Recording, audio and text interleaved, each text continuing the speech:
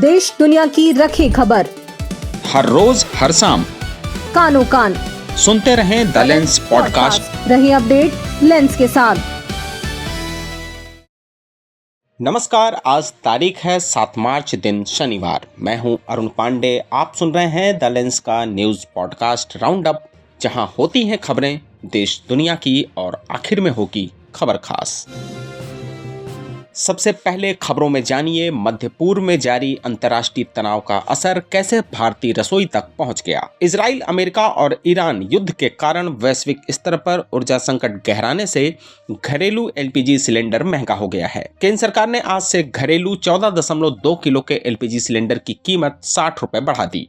दिल्ली में अब यह 913 रुपए का हो गया है, जो पहले 853 रुपए में मिलता था। यह बढ़ोतरी ऐसे समय में हुई है जब शुक्रवार को सरकार ने सभी रिफाइनरियों को एलपीजी उत्पादन बढ़ाने का आदेश दिया था। सरकारी और निजी दोनों रिफाइनरियां इसमें शामिल हैं। युद्ध के चलते मध्य पूर्व से सप्लाई प्रभावित होने की आशंका है, जिससे वैश्विक तेल कीमतें आसमान छू रही हैं।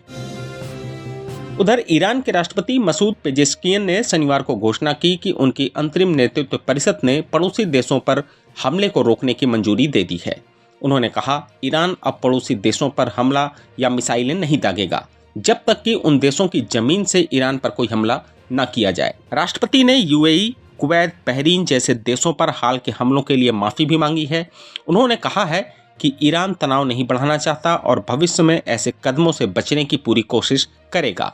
यह फैसला अमेरिका इजराइल के हमलों के जवाब में जारी ईरानी कार्रवाइयों के बीच आया है। उधर भारत के पड़ोसी देश नेपाल से बड़ी राजनीतिक खबर। नेपाल में हुए आम चुनाव के नतीजे आने शुरू हो गए हैं। यह पिछले साल के हिंसक जेनजी प्रदर्शनों के बाद बड़ा चुनाव है। मतगणना में रैपर से राजनेता बने बालेन शाह की राष्ट्रीय स्वतंत्र पार्टी को भारी जीत मिल रही है। अभी तक आरएसपी ने 60 सीटें जीत ली हैं और आगे बढ़ रही है।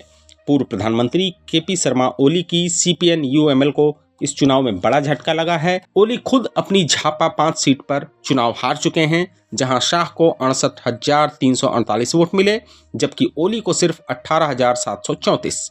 नेपाली कांग्रेस को 10 और सीपीएन यूएमएल को अभी तक 3 सीटें मिली हैं। यह चुनाव पारंपरिक दलों के लिए बड़ा उलटफेर साबित हो रहा है। उत्तर प्रदेश के उप मुख्यमंत्री केशव प्रसाद मौर्य आज एक हादसे में बाल बाल बचे। लखनऊ से कौशाम्बी जा रहे उनके हेलीकॉप्टर में उड़ान भरने के कुछ मिनट बाद तकनीकी खराबी आ गई। पहले डिस्प्ले बंद हुआ, फिर केबिन में तेज धुआं भर गया। पायलट ने समझदारी दिखाई और हेलीकॉप्टर को अमौसी एयरपोर्ट पर इमरजेंसी लैंडिंग कराकर सुरक्षित उतार दिया। बताया गया कि डिप्टी सीएम मौर्य सरस महोत्सव का उद्घाटन करने जा रहे थे, जो ग्रामीण महिलाओं के सशक्तिकरण और आजीविका से जुड़ा एक कार्यक्रम है।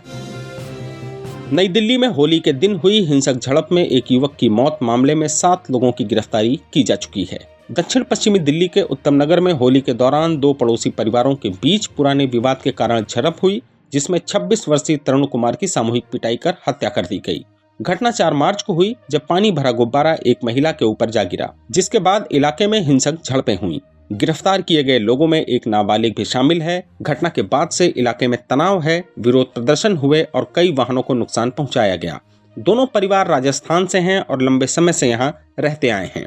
पुलिस ने इस मामले में हत्या का केस दर्ज कर लिया है। और आखिर में जरा हटके में जानिए, भारत की प्राचीन विरासत लौटा रही है ऑक्सफोर्ड यूनिवर्सिटी।